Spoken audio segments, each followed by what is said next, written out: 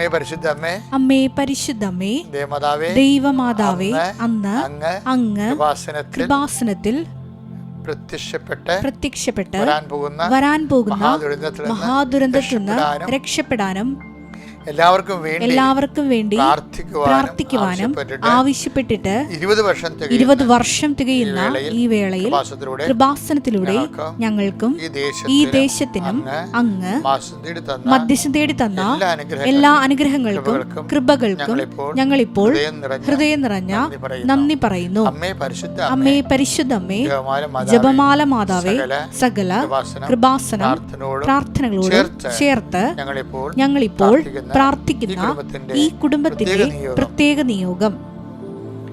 ഇവിടെ നമ്മുടെ പ്രാർത്ഥന ആവശ്യം പറ മക്കളെ, കൈകൾ കൂപ്പി ശിരസ്സ് നമിച്ച് കർത്താവിന് തിരുസ്ഥിതി നിൽക്കുന്നു എന്നുള്ള ബോധം വരുത്തി പ്രാർത്ഥന ആവശ്യം പറയുക. അമ്മയുടെ പ്രത്യക്ഷീകരണത്തിന്റെ ഈ ദ്വാദശക വേളയിൽ ഞങ്ങൾക്ക് സാധിച്ചു തരുവാൻ കനിയണമേ. വിശ്വാസ പ്രമാണം.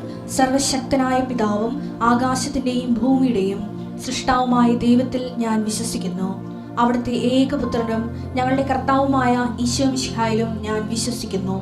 ഈ പുത്രൻ പരിശുദ്ധാത്മാവിനാൽ ഗർഭസ്ഥനായി കന്യകാ മറിയത്തിൽ നിന്ന് പിറന്ന് പൊന്തിയോസ് പീലാത്തോസിന്റെ കാലത്ത് പീഡകൾ സഹിച്ച് കുരിശിൽ തറയ്ക്കപ്പെട്ട് മരിച്ച് അടക്കപ്പെട്ട് പാതാളങ്ങളിൽ ഇറങ്ങി മരിച്ചവരുടെ ഇടയിൽ നിന്ന് 3-ാം നാൾ ഉയർത്ത് സ്വർഗത്തിലേക്ക് എഴുന്നള്ളി സർവശക്തിയുള്ള പിതാവായ ദൈവത്തിന്റെ വലതുഭാഗത്തിരിക്കുന്നു.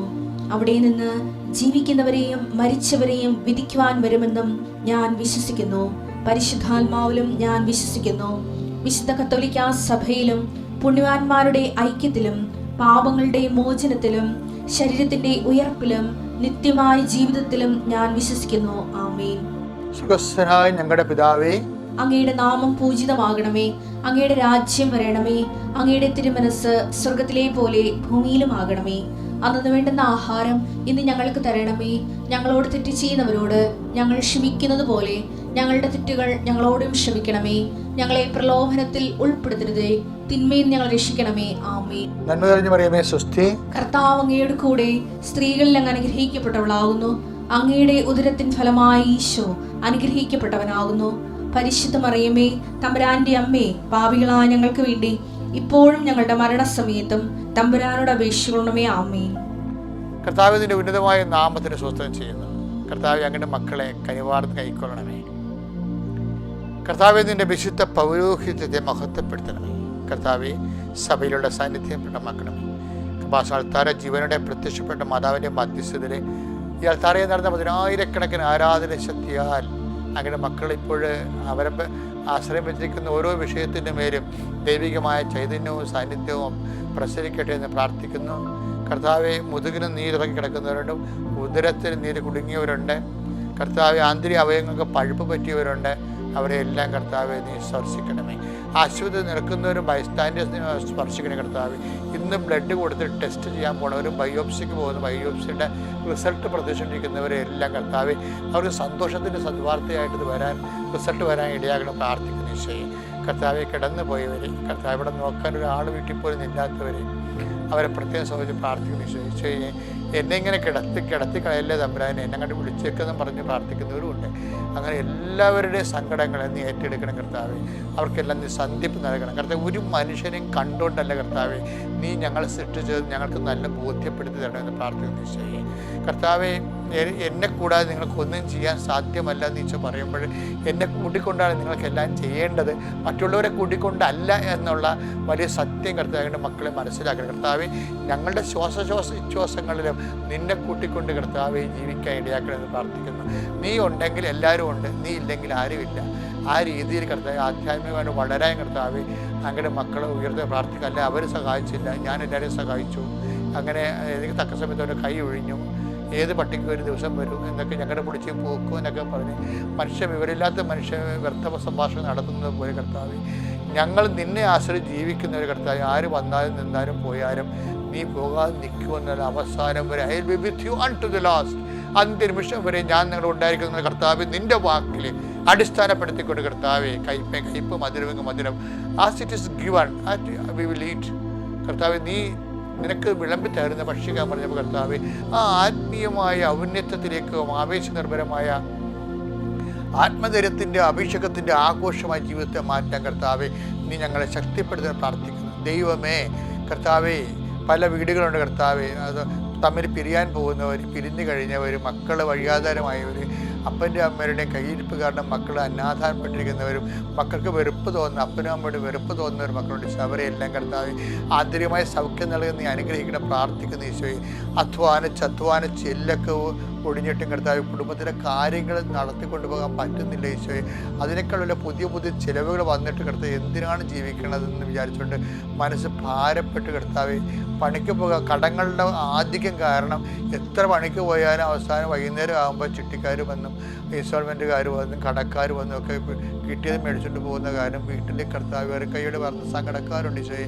അവർക്ക് എല്ലാം ജീവിക്കാനുള്ള പുതിയ വഴി കാണിച്ചു കൊടുക്കണം പ്രാർത്ഥിക്കുന്ന കർത്താവ്. ദൈവത്തിൻ്റെ കരുണ 38 വർഷം ഞാൻ അർപ്പിച്ച കൃപാനയുടെ ശക്തിയാൽ ലക്ഷക്കണക്കിന് മനുഷ്യരുടെ മേൽ കൈവച്ച് പ്രാർത്ഥിച്ച ആ മനുഷ്യന്മാരെ ചെയ്തിട്ടുള്ള വിശ്വാസത്തിൻ്റെ പുകഴ്ചയിൽ യേശുക്രിസ്തു നാമത്തിൽ ദൈവവേദരെ ഇന്നത്തെ ദിവസം നീ പോകുന്ന എല്ലായിടത്തും നിൻ്റെ ദൈവം നിൻ്റെ കൂടെ ഉണ്ടാകാൻ കൃപാസാൽത്താറെ ജീവനോടെ പ്രത്യക്ഷയുടെ പരിശുദ്ധ അമ്മയെ ഞാൻ നിൻ്റെ കൂടെ അയക്കുന്നു. നീ അമ്മ നിന്നെ സന്ധിക്കാൻ സഹായിക്കുകയും നീ തിരികെ വരുന്ന കാലത്ത് സന്തോഷത്തോടെ കണ്ണുനീരോടെ അവർ വിതക്കാൻ പോകുന്നു.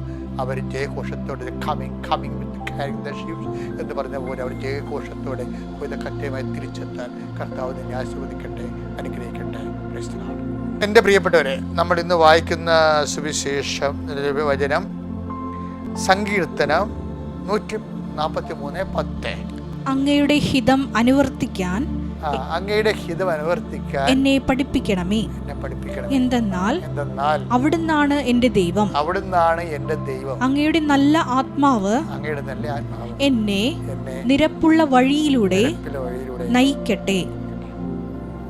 നമ്മൾ നടക്കേണ്ടത് നിരപ്പുള്ള വഴിയിലൂടെയാണ്.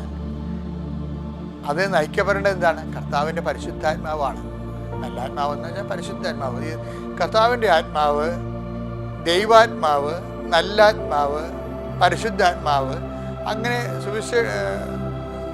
കർത്താവിൻ്റെ വചനത്തിൻ്റെ വെളിപാടുകളിൽ പരിശുദ്ധാത്മാവിന് പല പല പേര് വന്നിട്ടുണ്ട്. അത് പരിശുദ്ധാത്മാവ് വന്നാൽ എന്ത് പറ്റും? നിരപ്പുള്ള വഴിയിലൂടെ നടക്കും നമ്മുടെ ജീവിതത്തിന്. കാരണം നമ്മളെ കൊണ്ട് പാപം ചെയ്യിക്കാത്ത, അധർമ്മം പ്രവർത്തിപ്പിക്കാത്ത വഴികളിലൂടെ ദൈവം നമ്മളെ നടത്തും. ദൈവത്തിൻ്റെ വചനങ്ങൾ കേട്ടതിന് ശേഷവും നീ മനഃപൂർവ്വം അധർമ്മത്തിൻ്റെ വഴികളിലൂടെ നടന്നാൽ അതിൻ്റെ പൂർണ്ണമായ ഉത്തരവാദിത്വം നിനക്കാണ്.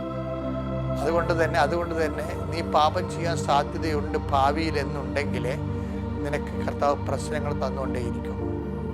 അതെന്തിനാണെന്നറിയാവോ?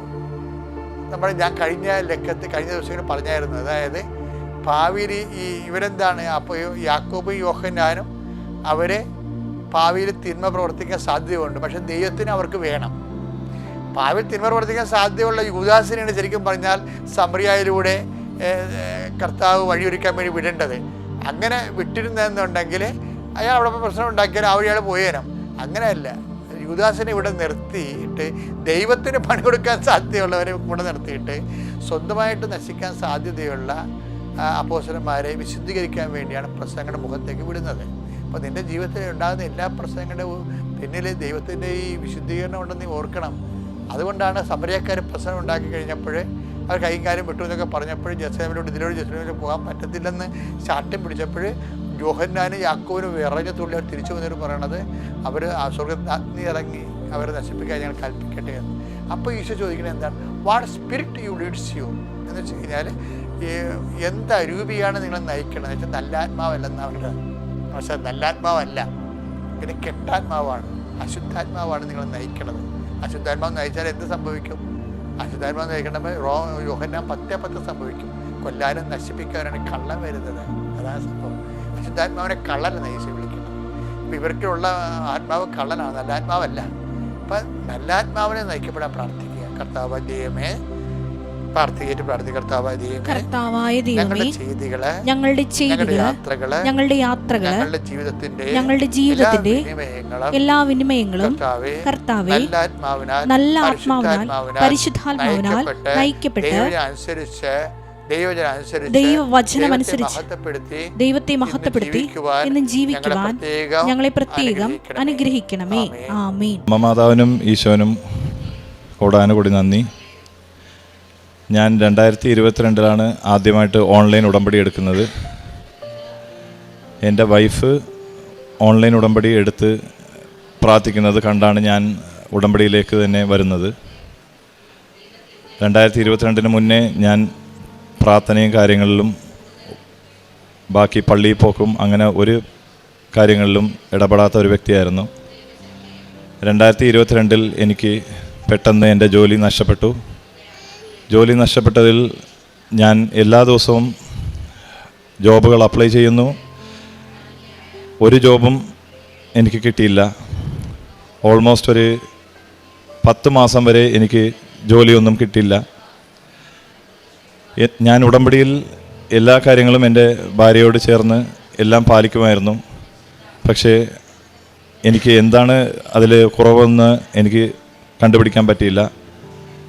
അവസാനമായാണ് എനിക്കറിഞ്ഞത് എൻ്റെ ഭാര്യ കല്യാണം കഴിഞ്ഞിട്ട് ഭാര്യയുടെ ചേട്ടൻ ഭാര്യയുടെ അടുത്ത് ഇതേവരെ സംസാരിച്ചിട്ടില്ലായിരുന്നു. അപ്പോൾ എനിക്കതൊരു കുറവായിട്ട് തോന്നി. ഉടമ്പടിയിലുള്ള കാര്യമാണ്. അപ്പോൾ എൻ്റെ വൈഫിൻ്റെ അടുത്ത് ഞാൻ 7-ാം മാസം തൊട്ട് ഞാൻ പറഞ്ഞിട്ടിരിക്കുകയാണ്, ചേട്ടൻ്റെ കൂടെ സംസാരിക്കണം, ചിലപ്പോൾ ഇതായിരിക്കും നമ്മുടെ തടസ്സം എന്ന്. പക്ഷേ വൈഫിന് ഒരിക്കലും സംസാരിക്കാനായിട്ടൊരു മനസ്സ് തോന്നിയില്ല. പിന്നെ 10-ാം മാസം ഞാനിങ്ങനെ ആവർത്തിച്ച് 7-ാം മാസം തൊട്ട് ഇങ്ങനെ പറഞ്ഞുകൊണ്ടിരിക്കുകയായിരുന്നു. അപ്പോൾ 10-ാം മാസം വൈഫിന് മനസ്സ് തോന്നി ചേട്ടനോട് വിളിച്ച് സംസാരിക്കാമെന്ന് പറഞ്ഞ് വിളിച്ചപ്പോൾ എടുത്തത് ചേട്ടൻ്റെ ഭാര്യയായിരുന്നു. അപ്പോൾ ചേട്ടൻ്റെ ഭാര്യ ഇതുപോലെ ചേട്ടൻ്റെ അടുത്ത് കൊടുക്കാൻ പറഞ്ഞപ്പോൾ ചേട്ടന് ബിസിയാണ് എന്ന് പറഞ്ഞു. ഞാൻ പറഞ്ഞു കുഴപ്പമില്ല, ദൈവം നമ്മൾ പറ്റാത്ത ആൾക്കാരോട് സംസാരിക്കണം എന്നാണല്ലോ ഉടമ്പടിയിലുള്ളത്. അപ്പോൾ നീ എന്തായാലും ട്രൈ ചെയ്ത്, അതുകൊണ്ട് നമ്മളത് കുഴപ്പമില്ല, സംസാരിച്ചില്ലെങ്കിലും കുഴപ്പമില്ല, അവർക്കത് നീ വിളിച്ചെന്നെങ്കിലും അറിഞ്ഞല്ലോ എന്ന് ഞാൻ പറഞ്ഞു. അത് കഴിഞ്ഞ് ഒരാഴ്ച പോലും ആയില്ല, പെട്ടെന്ന് എനിക്കൊരു ഇൻ്റർവ്യൂ കോൾ വന്നു. ഞാൻ ബഹ്റൈനിലാണ് ജോലി ചെയ്യുന്നത്. അവിടെ വെച്ച് ഇൻ്റർവ്യൂ കോൾ വന്നപ്പോൾ ഞാൻ പോകുന്ന സ്ഥലത്ത് HR-നെ പെട്ടെന്ന് കണ്ടപ്പോഴാണ്, HR-ന് മാനേജർ ഒരു സ്ത്രീയായിരുന്നു, ഗർഭിണിയായ സ്ത്രീ. മാതാവ് എങ്ങനെയാണ് നമ്മൾ നേരിട്ട് കണ്ടാൽ എങ്ങനെ ഇരിക്കുമോ അതുപോലെ ഒരു വ്യക്തിയായിരുന്നു. പെട്ടെന്ന് എൻ്റെ അടുത്ത് വന്ന് പറഞ്ഞു, ഇതുപോലെ കമ്പനിയിൽ ഇതാണ് മാക്സിമം സാലറി ഞങ്ങൾ ഓഫർ ചെയ്യുന്നത് എന്ന് പറഞ്ഞു. ഒരു HR-ഉം ഒരിക്കലും ആരുടെ അടുത്തും സാലറി പാക്കേജിനെ കുറിച്ചൊന്നും പറയത്തില്ല, നമ്മളോടാണ് ചോദിക്കുന്നത് എത്ര സാലറി വേണമെന്ന്. അപ്പോൾ അങ്ങനെ സാലറി ഇതുപോലെ ഈ പാക്കേജാണെന്ന് പറഞ്ഞു. എനിക്കിവിടെ നാട്ടിൽ നിന്ന് കൃപാസനത്തിൽ നിന്ന് വന്നപ്പോൾ എനിക്ക് ഉടമ്പടി വസ്തുവായ ഉപ്പ് എനിക്ക് ഒരു വ്യക്തി കൊണ്ടുവന്ന് തന്നായിരുന്നു. അപ്പോൾ ഞാനത് ഫയലിൽ അത് ഉടമ്പടി ഒപ്പിട്ടിട്ടാണ് ഇൻ്റർവ്യൂ അറ്റൻഡ് ചെയ്തത്, എൻ്റെ റെസ്യൂമിലൊക്കെ. അപ്പം ഞാൻ എൻ്റെ റെസ്യൂം കൊണ്ടുപോയി ആ ഒപ്പിട്ട റെസ്യൂമാണ് ഞാൻ കൊടുത്തത്. പക്ഷേ അത് നോക്കിയപ്പോൾ പുള്ളിയുടെ കയ്യിൽ ഇനിയൊരു റെസ്യൂം ഉണ്ടായി. ആ ഒപ്പിട്ട റെസ്യൂം അവിടെ ടേബിളിൽ വെച്ചിട്ട്, ആ റെസ്യൂം പഴയ റെസ്യൂമായിരുന്നു എൻ്റെ. അതിൽ വളരെ അത്രയും എക്സ്പീരിയൻസും കാര്യങ്ങളും ഞാൻ കറക്റ്റായിട്ട് മെൻഷൻ ചെയ്യാത്ത ഒരു നോർമൽ CV ആയിരുന്നു. പക്ഷേ പുള്ളി ചോദിച്ച 2 ചോദ്യങ്ങളാണ്. എപ്പോൾ ജോയിൻ ചെയ്യും, എത്ര ശമ്പളം വേണമെന്ന്. ശമ്പളം ഓൾറെഡി HR പറഞ്ഞുകൊണ്ട് ഞാൻ അത് തന്നെ പറഞ്ഞു. അത് പുള്ളി സമ്മതിക്കുകയും ചെയ്തു. അങ്ങനെ പെട്ടെന്നായിരുന്നു എനിക്ക് എല്ലാം സംഭവിച്ചത്. ഒരു ചെറിയ കാര്യത്തിൽ നമ്മൾ വിട്ടുപോയതിൽ പെട്ടെന്ന് എല്ലാം ശരിയായെന്നുള്ളൊരു ഫീലിംഗ് ആയി.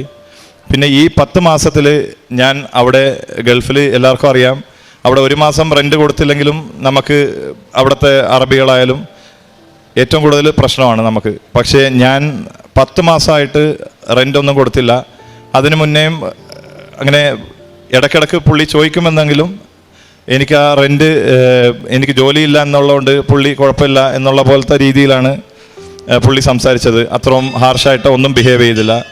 പക്ഷേ എനിക്ക് ജോലി കിട്ടി എന്ന് അറിഞ്ഞപ്പോൾ പുള്ളി പറഞ്ഞ്, ഇനി ഇലക്ട്രിസിറ്റിയുടെ പേയ്മെൻറ്റ് ഞാൻ ചെയ്യത്തില്ല, നീ റെൻറ്റും കൊടുക്കുന്നില്ല, ഇലക്ട്രിസിറ്റിയുടെ ഞാനാണ് കൊടുക്കുന്നത്, അതുകൊണ്ട് ഞാൻ ഇലക്ട്രിസിറ്റി കട്ട് ചെയ്യുമെന്ന് പറഞ്ഞു. പെട്ടെന്നൊരു ജോലി കിട്ടി പിറ്റേ ദിവസം തന്നെ എനിക്ക് ഇലക്ട്രിസിറ്റി അവിടെ കട്ട് ചെയ്തു. അവിടുത്തെ ഗൾഫിൻ്റെ ചൂടിൽ നിങ്ങൾക്കറിയാം, ഒരിക്കലും നമുക്ക് 1 മണിക്കൂർ പോലും നിൽക്കാൻ പറ്റില്ല. പക്ഷേ ഞങ്ങൾ ഒരാഴ്ച വീതം ഫുൾ ആൻഡ് ഫുള്ള് ഇലക്ട്രിസിറ്റി ഇല്ലാണ്ട് വെറുതെ മെഴുകുതിരി മാത്രം കത്തിച്ച് അങ്ങനെ ഞങ്ങൾ ഒരാഴ്ച കടന്നുപോയി. അപ്പോൾ എനിക്ക് ഒരാഴ്ചത്തെ ശമ്പളം കിട്ടി, പുതിയ ജോലിക്ക് ജോയിൻ ചെയ്ത ശമ്പളം കിട്ടി. ഞാൻ വീട് മാറി, അങ്ങനെ വേറെ വീട്ടിലേക്ക് താമസത്തിലേക്ക് പോയി. പിന്നെ ഞാൻ ഒരു ദിവസം പോലും കുർബാന മുടങ്ങാറില്ല. എല്ലാ ദിവസവും ഞങ്ങൾ കുർബാനക്ക് പോകാറുണ്ട്. അപ്പോൾ ഈ 10 മാസത്തിൽ എൻ്റെ ജോലി പോയതിൽ കുറേ കടബാധ്യതയിലേക്ക് ഉള്ളായി.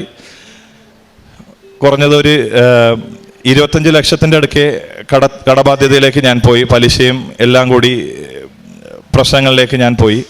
എൻ്റെ അവിടുത്തെ ബാങ്കുകളിലെ സിബിൽ സ്കോർ എന്ന് പറയും, അതെല്ലാം വളരെയധികം മോശമായിരുന്നു. എനിക്ക് ഒരു ബാങ്കും അവിടെ ബെഹ്റിനിൽ ലോൺ കൊടുക്കത്തില്ലായിരുന്നു. അപ്പോൾ ഞാൻ ഇങ്ങനെ ജോലി കിട്ടി ഒരു 2-3 കൊല്ലമായിട്ട് ഞാൻ ട്രൈ ചെയ്തുകൊണ്ടിരിക്കുകയാണ് ഓരോ ബാങ്കുകളിലും. പക്ഷേ ഒരു ബാങ്കുകളിലും എനിക്ക് ലോൺ അനുവദിക്കുന്നില്ല. അപ്പോൾ ഈ ഇടയ്ക്ക് മാതാവിൻ്റെ പെരുന്നാൾ സെപ്റ്റംബർ മാസം 10 ദിവസത്തെ പെരുന്നാൾ അവിടെ പള്ളിയിൽ ആഘോഷിച്ചായിരുന്നു. അപ്പോൾ ഞാൻ മാതാവിൻ്റെ അടുത്ത് ഞാനിങ്ങനെ ജസ്റ്റ് പ്രാർത്ഥിച്ചു, ഇതുപോലെ ജപമാല റാലിക്ക് എനിക്ക് പോകാനായിട്ട് വളരെയധികം താല്പര്യമുണ്ട്. ഇന്നേ വരെ ഞാൻ മാതാവിൻ്റെ അടുത്ത് ഞാൻ ചോദിച്ചിട്ടില്ല. അപ്പോൾ ഇത് സംഭവിക്കില്ലെന്ന് എനിക്ക് അറിയാം, എന്നാലും മാതാവിനോട് ചോദിക്കുന്നു എന്ന് ആ ഒരു വിശ്വാസത്തിൽ ഞാനിങ്ങനെ ചോദിച്ചു. അപ്പോൾ ഞാൻ പറഞ്ഞത് മാതാവിൻ്റെ പെരുന്നാൾ കഴിയുമ്പോൾ എനിക്ക് ഒരു റിസൾട്ട് തരണം എന്നായിരുന്നു. ഞാൻ ഒരു ദിവസം എൻ്റെ കടങ്ങളെല്ലാം ഞാനും എൻ്റെ ഭാര്യയും കൂടി വാട്സപ്പിൽ ടൈപ്പ് ചെയ്ത് ഞാൻ വൈഫിന് അയച്ചായിരുന്നു. ഞങ്ങൾ രണ്ടുപേരും ഡിസ്കസ് ചെയ്ത് ഇത്ര കടങ്ങളുണ്ടെന്ന്. അത് എല്ലാ ദിവസവും ഞാൻ മാതാവിൻ്റെ പെരുന്നാളിന് പോകുമ്പോൾ ആ മാതാവിൻ്റെ കാലിൽ ഇങ്ങനെ വാട്സാപ്പ് മെസ്സേജ് മാത്രം ഓപ്പൺ ചെയ്യും, എന്നിട്ട് ആ കാലിൽ വെച്ച് പ്രാർത്ഥിക്കുമായിരുന്നു, മാതാവേ എന്തെങ്കിലും ചെയ്യണേ എന്ന്. 3-ാമത്തെ ദിവസം കഴിഞ്ഞു. 4-ാമത്തെ ദിവസം ഞാൻ ആ വാട്സപ്പ് മെസ്സേജ് ഓപ്പൺ ചെയ്ത് നോക്കുമ്പോൾ your message has been deleted എന്നുള്ള ആ ഒരു സെൻറ്റൻസാണ് ഞാൻ കണ്ടത്. ഞാൻ കണ്ടപ്പോൾ വളരെയധികം ഷോക്കായിപ്പോയി. എന്തെന്നാൽ അത്രയും ആലോചിച്ചൊക്കെയാണ് ഓരോ കടങ്ങളും കാര്യങ്ങളും എല്ലാം ടൈപ്പ് ചെയ്ത് വെച്ചിരുന്നത്. ഞാൻ നേരെ എൻ്റെ ഭാര്യയുടെ അടുത്ത് പോയി ചോദിച്ചു, ഇതുപോലെ എന്ത് പറ്റി, ഇത് കടങ്ങൾ ഇങ്ങനെ നമ്മൾ ടൈപ്പ് ചെയ്ത് വെച്ച കാര്യങ്ങൾ നീ വല്ലതും ഡിലീറ്റ് ചെയ്താന്ന് ചോദിച്ചു. അപ്പോൾ വൈഫ് പറഞ്ഞു, ഞാൻ നിങ്ങളുടെ മൊബൈൽ യൂസ് ചെയ്തിട്ട് പോലും ഇല്ല, ഇത് ഉറപ്പായിട്ടും അമ്മ മാതാവാണ് ഡിലീറ്റ് ചെയ്തേക്കണമെന്ന് പറഞ്ഞു. അപ്പോഴാണ് എനിക്ക് ക്ലിക്കായത്. അപ്പോൾ ഞാൻ വിചാരിച്ചു എന്തൊക്കെയോ മാതാവ് പ്രവർത്തിക്കുന്നുണ്ട് എന്നുള്ള ഒരു രീതിയിൽ ഞാൻ വളരെയധികം വിശ്വസിച്ചു. അതിനു മുന്നേ ഈ റെൻറ്റിൻ്റെ കാര്യം പറഞ്ഞായിരുന്നല്ലോ. അപ്പോൾ ആ റെൻറ്റ് ഓരോ മാസങ്ങളും ഞാൻ ഒരു ചെറിയ എമൗണ്ടായിട്ട് ഞാൻ ജോലി കിട്ടി കഴിഞ്ഞാൽ അടച്ചുകൊണ്ടായിരുന്നേച്ചത്. അപ്പോൾ പെട്ടെന്ന് അവിടുത്തെ ഓണർ എനിക്ക് എതിരായിട്ട് ഒരു കേസ് കൊടുത്തു. ഈ പൈസ മൊത്തം വേണം എന്നും പറഞ്ഞ് എനിക്ക് കേസ് കൊടുത്ത് ട്രാവൽ ബാൻ ആക്കി. എനിക്ക് അവിടെ നിന്ന് ഇങ്ങോട്ട് വരാനും പറ്റില്ല. ആകെ കടങ്ങളും എല്ലാ പ്രശ്നങ്ങളിലും ഞാൻ കുടുങ്ങി. അവസാനം ഞാനിങ്ങനെ കോർട്ടും കേസുമായിട്ട് ഓരോ ദിവസങ്ങൾ കയറി ഇറങ്ങുമായിരുന്നു. കോർട്ടിങ്ങനെ വിധി പറഞ്ഞ് നീണ്ടു പോവായിരുന്നു. അപ്പോൾ പെട്ടെന്ന് കേസ് കുറച്ചും കൂടി സ്ട്രോങ് ആയി എന്നെ അറസ്റ്റ് ചെയ്യും എന്നുള്ള രീതിയിലേക്ക് ആകുന്ന ഒരു ദിവസം എത്തി. അപ്പോൾ ഞാനിങ്ങനെ പള്ളിയിൽ നിൽക്കുമ്പോൾ ഒരു കൂട്ടുകാരനോട് ഇങ്ങനെ ജസ്റ്റ് ഇതിനെക്കുറിച്ച് ഞാൻ പറഞ്ഞിരുന്നു, നാളെ ഇതുപോലെ പ്രശ്നമാണ്, നാളെ എന്താവെന്ന് അറിയില്ല, ഇത്ര പൈസ അടക്കാനുണ്ട്. ഞാൻ ഓണറിൻ്റെ അടുത്ത് സംസാരിച്ചിട്ടും പുള്ളിയൊന്നും കേസ് പിൻവലിക്കുന്ന പോലെ ഇല്ല എന്ന് പറഞ്ഞു. അപ്പോൾ പെട്ടെന്നാണ് ആ കൂട്ടുകാരൻ പറയുന്നത്, ഞാൻ ഇന്നൊരു ലോൺ എനിക്ക് പേഴ്സണലായിട്ട് ഞാൻ അപ്ലൈ ചെയ്തായിരുന്നു, അപ്പോൾ അത് നീ എന്തുകൊണ്ട് നേരത്തെ പറഞ്ഞില്ല, ഞാനത് ഓൾറെഡി സാങ്ഷനായി, ഇനി നാളെ എനിക്ക് അമൗണ്ട് കിട്ടും എന്നുള്ള രീതിയിലാണ് നിൽക്കണം, ഞാൻ വേണമെങ്കിൽ അവരോട് സംസാരിക്കാമെന്ന് പറഞ്ഞു. പെട്ടെന്ന് പുള്ളി സംസാരിച്ചിട്ട് നിനക്ക് എത്ര അമൗണ്ട് വേണമെന്ന് ചോദിച്ചു. അപ്പോൾ ഞാൻ പുള്ളിയെടുത്ത് ഇത്ര അമൗണ്ട് എനിക്ക് കൊടുത്താലേ ഈ കേസ് പിൻവലിക്കുള്ളൂ എന്നുള്ള പോലെ പുള്ളി പറയുന്നെന്ന് പറഞ്ഞ് അവസാനം പുള്ളി ഉടനെ പുള്ളിയുടെ ലോൺ അല്ലാതെ എൻ്റെ അമൗണ്ടും കൂടി പുള്ളി ആഡ് ചെയ്ത് എനിക്ക് വേണ്ടി പുള്ളി ലോൺ എടുത്ത് പിറ്റേ ദിവസം തന്നെ ആ അമൗണ്ടും എനിക്ക് പുള്ളി കൊണ്ടുവന്ന് കയ്യിൽ തന്നു. വളരെയധികം അത്ഭുതമായിരുന്നു, എന്തെന്ന് പറയാനറിയില്ല. മാതാവിൻ്റെ ഓരോ പ്രവൃത്തികൾ എന്നെ കൊണ്ട് വിശ്വസിക്കാൻ പറ്റാണ്ടായി. മാതാവ് നമ്മുടെ കൂടെ ഉണ്ടെന്നുള്ളത് അടയാളം ഞാനൊന്നും ചോദിച്ചില്ലെങ്കിൽ പോലും ഓരോ അടയാളങ്ങൾ വഴി മാതാവ് ഞങ്ങളിൽ പ്രവർത്തിച്ചു. അപ്പോൾ അങ്ങനെ ആ ഒരു ട്രാവൽ ബാൻ മാറി ആ ഒരു പൈസ അടച്ചതോടെ പിന്നെ ഞാൻ ഇങ്ങനെ മാതാവിൻ്റെ അടുത്ത് ഈ പെരുന്നാളിന് പ്രാർത്ഥിച്ചുകൊണ്ടിരുന്നപ്പോൾ ആ മെസ്സേജ് ഡിലീറ്റായി കഴിഞ്ഞ് ലാസ്റ്റ് ദിവസം ഒരു 2 ദിവസം എന്തോ ഉള്ളു പെരുന്നാളിന്. അപ്പം മാതാവിനെ ലാസ്റ്റ് ദിവസം നമ്മൾ എടുത്തു വെക്കണം. മാതാവിനെ അകത്ത്, പള്ളിയുടെ അകത്ത് കൊണ്ടുപോയി വെക്കുന്ന ഒരു ഇതുണ്ട്. പള്ളിയിൽ നിന്ന് മാതാവിനെ ഫാദറിൻ്റെ റൂമിൽ കൊണ്ടുപോയി വെക്കുന്ന. അതിന് മുന്നത്തെ ദിവസം ഞാൻ വെറുതെ സാധനങ്ങൾ മേടിക്കാൻ വേണ്ടി ലുലുവിൽ പോയായിരുന്നു.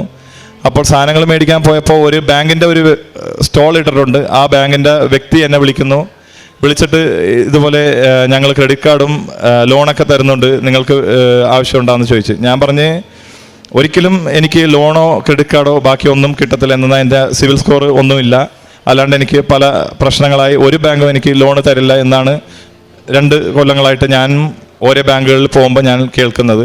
അപ്പം ഞാൻ പറഞ്ഞു, നിങ്ങൾക്ക് നിങ്ങളുടെ ജോലിയുടെ രീതിയിൽ നോക്കുമ്പോൾ നിങ്ങൾക്ക് എന്തെങ്കിലും വല്ല ഇൻസെൻറ്റീവ് എന്തെങ്കിലും കിട്ടുമായിരിക്കും, ഓക്കെ നിങ്ങൾ അപ്ലൈ ചെയ്തോ, പക്ഷേ കിട്ടില്ല എന്ന് ഞാൻ പറഞ്ഞിട്ട് ഞാൻ പുള്ളിയുടെ അടുത്ത് ഡീറ്റെയിൽ മാത്രം കൊടുത്തിട്ട് പോന്നു. അപ്പോൾ പുള്ളി പറഞ്ഞു ഇതുപോലെ അപ്ലൈ ചെയ്ത് 85%, 90% ആയി, എല്ലാം ഓക്കെ ആണെന്ന് പറഞ്ഞു. ഞാനും വിചാരിച്ചു ഓക്കെ ഇതൊക്കെ എല്ലാം നടക്കുന്നതാണ്, നമ്മൾ പണ്ടും കണ്ടതാണ്. 85-90% കഴിയും, പിന്നെ പുള്ളി ആരെങ്കിലും വിളിച്ചിട്ട് പറയും ഇതുപോലെ നിങ്ങൾക്ക് പറ്റില്ല, നിങ്ങളുടെ സ്കോറില്ല എന്നാണ്. പക്ഷേ പുള്ളി വിളിച്ചപ്പോൾ പറഞ്ഞത് നിങ്ങളുടെ സിവിൽ സ്കോർ എല്ലാം ഓക്കെ ആണ്, കുഴപ്പമൊന്നുമില്ല എന്നാണ് പറഞ്ഞത്. അപ്പം ഞാൻ വളരെയധികം അത്ഭുതപ്പെട്ടു പോയി, എന്താണ് സംഭവിക്കുന്നതെന്ന് ഒന്നും അറിയില്ല. അപ്പം ഞാൻ ഇങ്ങനെ പുള്ളിയുടെ റിപ്ലൈ കിട്ടാൻ വേണ്ടി വെയിറ്റ് ചെയ്യുന്നതായിരുന്നു. അപ്പോൾ എൻ്റെ മനസ്സിൽ കൂടി ആരോ പറയുന്നുണ്ട്, നീ കൃപാസനത്തിൽ ഉടമ്പടി എടുത്ത വ്യക്തിയാണെന്നുള്ളത് പുള്ളിയുടെ അടുത്ത് പറ എന്ന് പറയുന്നുണ്ട്. അപ്പം ഞാനും വിചാരിച്ചു പറയാമെന്ന് വിചാരിച്ചു, പിന്നെ മടിച്ച് പറഞ്ഞില്ല. അപ്പോൾ പുള്ളി അന്ന് രാത്രി വിളിച്ചിട്ട് എൻ്റെ അടുത്ത് പറഞ്ഞ് ഇതുപോലെ നിങ്ങളുടെ ലോൺ റിജക്റ്റ് ആയിപ്പോയി, എന്തെന്നാൽ നിങ്ങൾക്ക് നിങ്ങളുടെ വിസയിൽ എന്തോ പ്രശ്നമുണ്ട് കമ്പനിയുടെ ഇതിൽ, അതുകൊണ്ട് കിട്ടത്തില്ല എന്നുള്ള പോലെ പറഞ്ഞു. ഞാൻ പറഞ്ഞു ഇത് തന്നെയാണ് ഞാൻ നിങ്ങളുടെ അടുത്ത് പറഞ്ഞത്, ലോൺ കിട്ടത്തില്ലെന്ന്, നിങ്ങളും പറഞ്ഞിട്ട് കേട്ടില്ല, ഓക്കെ എന്ന് പറഞ്ഞ് ഞാൻ ഫോൺ കട്ട് ചെയ്തു. കുറച്ച് നേരം കഴിഞ്ഞ് പുള്ളി വിളിച്ചിട്ട് പറഞ്ഞു വേറെ ഒരു ലോണുണ്ട്, ഞാൻ ഒന്നും കൂടി ലാസ്റ്റ് ട്രൈ ആയിട്ട് ഞാൻ അപ്ലൈ ചെയ്യാമെന്ന് പറഞ്ഞു. അപ്പോൾ ഞാൻ വിചാരിച്ചു ഓക്കെ കുഴപ്പമില്ല എന്തായാലും ചെയ്യട്ടെ എന്ന് പറഞ്ഞിട്ട് ഞാനും പറഞ്ഞു. അന്നാണ് മാതാവിൻ്റെ പെരുന്നാൾ കഴിയാറാവുന്ന ദിവസം അടുക്കാറായി. അപ്പോൾ പുള്ളി ഒന്നും കൂടി അപ്ലൈ ചെയ്തു, ലോൺ അപ്ലൈ ചെയ്തിട്ട് എൻ്റെ അടുത്ത് പറഞ്ഞു, പിന്നെ വിളിച്ചിട്ട് ഒരു ദിവസം കൊണ്ട് തന്നെ പ്രോസസ്സ് എല്ലാം കഴിഞ്ഞു, 95% നിങ്ങളുടെ പ്രോസസ്സ് കഴിഞ്ഞു, ഇനിയൊരു 5% കൂടിയേ ഉള്ളൂ എന്ന് പറഞ്ഞു. അന്ന് തിങ്കളാഴ്ചയായിരുന്നു. അപ്പോൾ ഞാൻ പറഞ്ഞ് പുള്ളിയെടുത്ത് നിങ്ങൾക്ക് കൃപാസനത്തിനെ കുറിച്ച് അറിയാമെന്ന് ചോദിച്ചു. അപ്പോൾ പുള്ളി പറഞ്ഞു എനിക്കറിയാം, ഞാൻ കേട്ടിട്ടുണ്ടെന്ന് പറഞ്ഞു. പുള്ളി ഒരു ഹൈന്ദവനാണ്. അപ്പോൾ പുള്ളി പറഞ്ഞപ്പോൾ ഞാൻ പുള്ളിയെടുത്ത് ഞാൻ പറഞ്ഞു ഇതുപോലെ കൃപാസനത്തിൽ ഉടമ്പടി എടുത്ത വ്യക്തിയാണ് ഞാൻ, അമ്മ മാതാവിന് എനിക്ക് 95% ചെയ്യാൻ പറ്റുമെങ്കിൽ ഈ 5% ഉറപ്പായിട്ടും അമ്മ മാതാവ് ചെയ്യും. എന്തുകൊണ്ടാണ് ചെയ്യാത്തതെന്ന് വെച്ചാൽ എനിക്കെല്ലാം ചൊവ്വാഴ്ചകളിലാണ് നടക്കുന്നത്. അപ്പോൾ നാളെ ചൊവ്വാഴ്ചയാണ്, അപ്പോൾ നാളെ എൻ്റെ ലോൺ പാസ്സാകും, നിങ്ങളത് കാണാൻ തന്നെ പോണത് എന്ന് പറഞ്ഞു. അപ്പോൾ പുള്ളി തിരിച്ചെൻ്റെ അടുത്ത് പറഞ്ഞു ഇനിയെല്ലാം ദൈവത്തിൻ്റെ കയ്യിലാണ് എന്ന് പുള്ളി എൻ്റെ അടുത്ത് പറഞ്ഞു. അതേപോലെ തന്നെ അന്ന് രാത്രി മാതാവിനെ പള്ളിയുടെ അകത്തുനിന്ന് അച്ഛൻ്റെ റൂമിൽ കൊണ്ടുവന്ന് വെക്കുന്ന ഒരു പരിപാടി ഉണ്ടായി. എല്ലാം പെരുന്നാൾ കഴിഞ്ഞു, മാതാവിനെ ഞാൻ കൊണ്ടുവന്ന്, ഞാനും 1-2 വ്യക്തികൾ പൊക്കിക്കൊണ്ടുവന്ന് വെച്ചു. അപ്പോൾ അന്ന് രാത്രി ഞാൻ ഉറങ്ങാൻ കിടക്കുമ്പോൾ എനിക്ക് സത്യം പറഞ്ഞാൽ ഹാർട്ട് അറ്റാക്ക് വന്നില്ലെന്നേ ഉള്ളൂ, അത്രക്കത്ര എനിക്ക് ടെൻഷനാണ്. എന്തെന്നാൽ എൻ്റെ ജീവിതം തന്നെ മാറുന്ന ഒരു സംഭവമാണിത്, ഈ ലോൺ കിട്ടിക്കഴിഞ്ഞാൽ. അപ്പം ഞാൻ മാതാവിൻ്റെ അടുത്ത് ഇങ്ങനെ രാത്രി പ്രാർത്ഥിച്ചിട്ട് പറഞ്ഞായിരുന്നു, മാതാവേ നാളെ എനിക്ക് വന്ന് ഈ ലോൺ യെസ് ഓർ നോ എന്നുള്ളത് എനിക്കൊരു 9:30 മണിക്കുള്ളിൽ എങ്ങനെയെങ്കിലും മാതാവിൻ്റെ അവിടെ 9:30 മണിക്കാണ് ഇവിടുത്തെ ധ്യാനം തുടങ്ങുന്നത്. അപ്പോൾ ഞാൻ പറഞ്ഞു ഇതുപോലെ 9:30 മണിക്കുള്ളിൽ എനിക്ക് റിസൾട്ട് അറിയണം, അമ്മ മാതാവ് എന്തായാലും എനിക്കത് യെസ് ഓർ നോ എന്നുള്ളത് പറഞ്ഞാൽ മതി, അതിനെക്കുറിച്ച് പിന്നെ ഞാൻ ബോധറാവില്ല എന്നാൽ എനിക്കറിയാം. അപ്പോൾ ഞാനങ്ങനെ പറഞ്ഞ് ഞാൻ വിശ്വാസ പ്രമാണം പറഞ്ഞ് അങ്ങനെ കിടന്നുറങ്ങി. പിറ്റേ ദിവസം രാവിലെ ഞാൻ ജോലിക്ക് പോയിട്ട് ഞാൻ വിജയ്കുമാർ ബ്രദറിൻ്റെ ടോക്സ് ഇങ്ങനെ കണ്ടിരിക്കണമായിരുന്നു കാലത്ത്. അപ്പോൾ ഓൾമോസ്റ്റ് ഒരു 8:30 മണി 8:45 ആയി, 9 മണിയായി. ഞാനിങ്ങനെ വിചാരിച്ചിരിക്കണേ 9:30 വരെ ഉള്ള ടൈം, ഇതിനുള്ളിൽ അറിയിക്കാനാണ് മാതാവിൻ്റെ അടുത്ത് ഞാൻ പറഞ്ഞത്, എന്താണെന്ന് അറിയില്ലെന്ന് പറഞ്ഞ് ഞാനിങ്ങനെ സ്പീച്ചിൽ ഇങ്ങനെ കേട്ടോണ്ടിരിക്കുകയാണ്. അപ്പോൾ വിജയ്കുമാർ ബ്രദർ ഒരു പള്ളീന് സംഭാവന കൊടുത്ത കാര്യങ്ങളും പുള്ളിയെടുത്ത് പൈസ ഇല്ലാണ്ട് നിന്നതും പുള്ളി പിന്നെ നല്ല രീതിയിൽ എത്തിയ കാര്യങ്ങളിലുള്ള ഒരു ടോക്കായിരുന്നു. അപ്പോൾ ആ ഒരു ടോക്ക് ഇങ്ങനെ കേട്ടോണ്ടിരിക്കുമ്പോൾ പുള്ളിയുടെ എല്ലാ കടങ്ങളും അങ്ങനെ പ്രശ്നങ്ങളെല്ലാം തീർന്ന് ഞാൻ നല്ല രീതിയിൽ എത്തി എന്നുള്ള പറയുന്ന സമയം കറക്റ്റ് ഞാൻ നോക്കുമ്പോൾ മണി 9:15, 9:20 ആ റേഞ്ചിൽ പെട്ടെന്നൊരു മെസ്സേജ് എനിക്ക് വരുന്നു, നിങ്ങളുടെ ലോൺ പാസ്സായി എന്നും പറഞ്ഞിട്ട് ഒരു മെസ്സേജ് വന്നു. 18 ലക്ഷത്തിൻ്റെ ലോൺ എനിക്ക് ആ സ്പോട്ടിൽ വെച്ച് എനിക്ക് പാസ്സായി. അതേപോലെ തന്നെ ഞാൻ ഒരു കാര്യം പറയാൻ വിട്ടുപോയി. ഈ മെസ്സേജ് ഡിലീറ്റ് ആയ കാര്യം നമ്മുടെ ലിവിങ് ഓറക്കിൾസിൽ ബഹുമാനപ്പെട്ട ജോമോൾ സിസ്റ്റർ പറയുന്നത് കേട്ടിട്ടുണ്ട്. അവരും ഒരു ഡ്രാഫ്റ്റ് മെസ്സേജ് അവരുടെ കൂട്ടുകാരത്തി ഇങ്ങനെ അയക്കാനിരുന്നപ്പോൾ പെട്ടെന്ന് അവരറിയാണ്ട് തന്നെ ആ ഡ്രാഫ്റ്റ് മെസ്സേജ് സെൻഡായിപ്പോയി എന്നുള്ളത് ആരും പറഞ്ഞാൽ വിശ്വസിക്കില്ല. അതുപോലെയാണ് എനിക്കും സംഭവിച്ചത്, ഈ ഒരു മെസ്സേജ് ഡിലീറ്റ് ആയത്. പിന്നെ അതുപോലെ ജപമാല റാലിയും ഇപ്പോൾ അതുവഴി എല്ലാ കടങ്ങളും ഞാൻ ആ ചൊവ്വാഴ്ച വെച്ച് തന്നെ ആ കിട്ടിയ പൈസ അപ്പം തന്നെ ഞാൻ എല്ലാ കടങ്ങളും മാക്സിമം എന്നെ കൊണ്ട് പറ്റുന്ന രീതിയിൽ ഞാൻ എല്ലാം വീട്ടി. ഇനിയുള്ള കടങ്ങൾ എൻ്റെ ശമ്പളത്തിൽ തന്നെ എന്തായാലും അടയ്ക്കാൻ പറ്റും, വലിയ കടങ്ങളൊന്നുമില്ല. അങ്ങനെ എൻ്റെ കടങ്ങളും തീർന്നു. ഞാൻ ജപമാല റാലിയിൽ കൂടാനായി ഇടയായി. എൻ്റെ കുടുംബത്തോടെ ഞാൻ ബഹ്റിനിൽ നിന്നും ഇന്ത്യയിലേക്ക് വരാനും പറ്റി. എനിക്ക് നൽകിയ എല്ലാ അനുഗ്രഹങ്ങൾക്കും കൃപകൾക്കും അമ്മ മാതാവിനും ഈശോനും കോടാനുകോടി നന്ദി. ഞാൻ കാരുണ്യ പ്രവർത്തികളെന്ന് പറയാനായിട്ട് അവിടുത്തെ ഹോസ്പിറ്റലുകളിൽ ഞങ്ങൾ വിസിറ്റിന് പോകാറുണ്ട്, ആഴ്ചയ്ക്ക് അവിടുത്തെ ഗവൺമെൻറ് ഹോസ്പിറ്റലിൽ. അപ്പോൾ ഓരോ പേഷ്യൻസിനെയും കാണും. നമ്മൾ കാണുമ്പോൾ ആ പേഷ്യൻസിന് ചിലപ്പോൾ അവർക്ക് നാട്ടിൽ പോകാനായിട്ട് പൈസ ഉണ്ടാവില്ല, അല്ലെങ്കിൽ മരുന്നിന് പൈസ ഉണ്ടാവില്ല, ഫുഡ് ഉണ്ടാവില്ല, അങ്ങനത്തെ പ്രശ്നങ്ങളൊക്കെ ഉണ്ടാകാറുണ്ട്. അപ്പോൾ അതിന് ഞങ്ങൾ സഹായിക്കാറുണ്ട്. ഇപ്പോൾ ടിക്കറ്റ് ഇടണമെങ്കിൽ ടിക്കറ്റ് ഇട്ട് കൊടുക്കാറുണ്ട്, ഫുഡ് കൊടുക്കാറുണ്ട്. പിന്നെ പത്രവിതരണം അതുപോലെ തന്നെ ഞങ്ങൾ ഹോസ്പിറ്റലിൽ പോകുമ്പോഴാണ് ചെയ്യാറ്. എന്തെന്നാൽ അവിടുത്തെ പള്ളിയിൽ അലൗഡല്ല. പള്ളിയിൽ പത്രവിതരണം കുറേ ആൾക്കാർ വന്ന് പത്രങ്ങൾ വെക്കുന്നതുകൊണ്ട് അവർ അലോ ചെയ്യുന്നില്ല. പിന്നെ അതേപോലെ തന്നെ ഭക്ഷണം ഞാൻ എല്ലാ ബുധനാഴ്ചയും ഉപവാസം എടുക്കാറുണ്ട്. അപ്പോൾ ആ ബുധനാഴ്ച 5 പേർക്കുള്ള ഭക്ഷണം അവിടെ വെച്ച് തന്നെ പാവപ്പെട്ടവർക്ക്, ഈ നമ്മുടെ ബഹ്റിനിൽ കാണുന്ന ഓരോ പാവപ്പെട്ട ആൾക്കാർക്ക് ഞാൻ വണ്ടിയിൽ പോയി കൊടുക്കാറുണ്ട്. ഞാൻ ഭക്ഷണം കൊടുക്കുന്നതിന് മുന്നേ ആദ്യം മാതാവിൻ്റെ അടുത്ത് പ്രാർത്ഥിക്കാറുള്ളത് ഇതുപോലെ, ഞാൻ കൊടുക്കുന്ന ഭക്ഷണം അർഹതപ്പെട്ടവർക്ക് മാത്രം എത്തിക്കണേ മാതാവേ എന്ന് പറഞ്ഞാണ്. പിന്നെ 2 ആഴ്ച കൂടുമ്പോൾ കുമ്പസാരിക്കാറുണ്ട്. പള്ളിയിൽ കുർബാന മുടക്കാറില്ല, എല്ലാ ദിവസവും കുർബാനക്ക് പോകാറുണ്ട്. ഇന്നുവരെ അമ്മ മാതാവ് ഈശോ നൽകിയ എല്ലാ അനുഗ്രഹങ്ങൾക്കും കൃപകൾക്കും കോടാനുകോടി നന്ദി. 147 സങ്കീർത്തനം 13-14 തിരുവചനങ്ങൾ. നിങ്ങളുടെ കവാടങ്ങളുടെ ഓടാമ്പലുകൾ അവിടുന്ന് ബലപ്പെടുത്തുന്നു. നിന്റെ കോട്ടയ്ക്കുള്ളിൽ മക്കളെ അവിടുന്ന് അനുഗ്രഹിക്കുന്നു. അവിടുന്ന് നിന്റെ അതിർത്തികളിൽ സമാധാനം സ്ഥാപിക്കുന്നു. അവിടുന്ന് വിശിഷ്ടമായ ഗോതമ്പ് കൊണ്ട് നിന്നെ തൃപ്തയാക്കുന്നു. ലോറൻസ് റൊണാൾഡിൻ്റെ വളരെ ആത്മീയത നിറഞ്ഞ ഒരു സാക്ഷ്യമാണ് നാം ഇപ്പോൾ കേട്ടത്. ഓൺലൈനിലൂടെ പരിശുദ്ധ അമ്മയിലേക്ക് കടന്നു വന്ന ലോറൻസിനെ കുടുംബത്തിനും ഇന്ന് വലിയ വലിയ അത്ഭുതങ്ങളാണ് പരിശുദ്ധ അമ്മ ഇവിടെ ഒന്ന് പ്രാർത്ഥിച്ചതിൻ്റെ ഫലമായി അദ്ദേഹത്തിന് ലഭിച്ചിരിക്കുന്നത്. നമുക്കറിയാം, ജോസഫച്ചൻ്റെ കൈവപ്പ് ശുശ്രൂഷ സ്വീകരിക്കാനായി വരുന്നവരെല്ലാം തന്നെ വലിയ വലിയ ജീവിത പ്രശ്നങ്ങളുള്ളവരാണ്.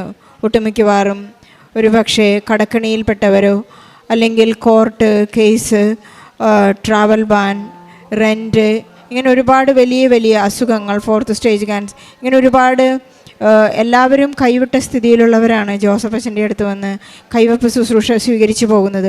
ഇതിനൊന്നും സാധിക്കാത്തവരുടെ ഒരു നിരയാണ് ഓൺലൈൻ എടുത്ത് പ്രാർത്ഥിക്കുന്നവർ. ലോറൻസ് ഓൺലൈൻ ഉടമ്പടി എടുത്ത് പ്രാർത്ഥിച്ചപ്പോൾ അദ്ദേഹത്തിന് പരിശുദ്ധ അമ്മ വെളിപ്പെടുത്തി കൊടുത്ത ഒരു വലിയ കാര്യമാണ് ക്ഷമിക്കുക എന്നുള്ളത്. തൻ്റെ വൈഫിൻ്റെ സഹോദരനോട് ക്ഷമിക്കുക എന്നുള്ളൊരു വലിയ സന്ദേശം. നമുക്കറിയാം, ഉടമ്പടി തുടങ്ങുന്നതിന് മുൻപ് ജോസഫ് അച്ഛനും വിജയകുമാർ സാറും പ്രാർത്ഥിച്ചുകൊണ്ടിരുന്നപ്പോൾ ഈ ഉടമ്പടി എങ്ങനെയാണ് മുന്നോട്ട് പോകേണ്ടതെന്നുള്ള പ്രാർത്ഥന നടത്തിക്കൊണ്ടിരിക്കുമ്പോൾ വിജയകുമാറിന് സാറിന് ലഭിച്ചൊരു സന്ദേശമാണ് റിപ്പൻറ്റ്, അനുരഞ്ജനം. ജോസഫ് അച്ഛന് കിട്ടിയ മെസ്സേജാണ് ബ്ലെസ്സിങ്, അനുഗ്രഹവും അനുരഞ്ജനവും ഒന്നിച്ചു പോകുന്നതാണെന്ന് അന്ന് ജോസഫ് അച്ഛൻ നമ്മെ അറിയിക്കുകയുണ്ടായി. ഉടമ്പടിക്ക് ഏറ്റവും ബേസിക് ഫണ്ടമെൻ്റലായിട്ടുള്ള ഒരു വലിയ 2 കാര്യങ്ങളാണ്. അനുരഞ്ജനം കൂടാതെ അനുഗ്രഹം സാധ്യമല്ല എന്നുള്ളത്. ലോറൻസിനെ പരിശുദ്ധ അമ്മ നയിച്ച ആ വഴികളിലൂടെ കൃത്യമായി നടന്നുകൊണ്ടിരുന്നപ്പോൾ പരിശുദ്ധ അമ്മയുടെ ജന്മദിനത്തിനായി ഒരു വലിയ സമ്മാനമാണ് അദ്ദേഹത്തിന് ലഭിച്ചത്. തൻ്റെ ജീവിതത്തിലുള്ള വലിയ കടക്കണി, തൻ്റെ ട്രാവൽ ബാൻ, അതുപോലെ തന്നെ കോർട്ട് കേസ്, എല്ലാത്തിൽ നിന്നും വലിയ വലിയ വിടുതലുകൾ നൽകി ഒരു അനുരഞ്ജനത്തിലൂടെ വന്ന ഒരു വലിയ മിറാക്കിൾ, ഒരു വലിയ അത്ഭുതമാണ് അദ്ദേഹം ഇവിടെ ഏറ്റുപറഞ്ഞത്. നമുക്കറിയാം, ലോൺ കൊടുക്കാനുള്ളൊരു സന്മനസ് കാണിക്കുന്ന ഒരു സുഹൃത്ത് പരിശുദ്ധ അമ്മ നമുക്ക് വേണ്ടി എപ്പോഴും കാനായിലെ വിവാഹത്തിലെ ആ ലഹരി പിടിപ്പിക്കുന്ന വീഞ്ഞ് നമുക്കിപ്പോഴും നൽകിക്കൊണ്ടിരിക്കുകയാണ്. നമ്മുടെ പച്ചവെള്ളം പോലെ യാതൊരു ടേസ്റ്റില്ലാത്ത ആ ജീവിതത്തിലേക്ക് നമ്മുടെ സുഹൃത്തുക്കളായും ദൂതന്മാരായും എല്ലാം പരിശുദ്ധ അമ്മ നമ്മുടെ ജീവിതത്തിലേക്ക് കടന്നു വരുന്നതായിട്ട് നമുക്ക് കാണാം. അദ്ദേഹം പറയുകയുണ്ടായി, എല്ലാ ചൊവ്വാഴ്ചകളിലുമാണ് എനിക്ക് എൻ്റെ ജീവിതത്തിൽ അത്ഭുതങ്ങൾ നടക്കുന്നത്. ചൊവ്വാഴ്ച എന്ന് പറയുന്നത് നമ്മുടെ ധ്യാന ദിവസമാണ്.